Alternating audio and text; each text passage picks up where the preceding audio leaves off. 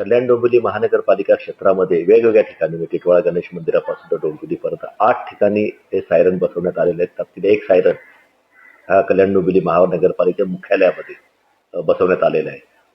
महानगरपालिकेला नागरी संरक्षण संचालनालय मुंबई यांच्याकडून एक पत्र प्राप्त झालेलं आहे की नागरी संरक्षण दलाच्या मार्फत ज्याचं नियोजन केलं जाते या सायरनचं, त्यांच्या मार्फत सर्व ठिकाणी जे कल्याण डोंबिवलीमध्ये सायरन बसवण्यात आले त्याचे टेस्टिंग सुरू आहे.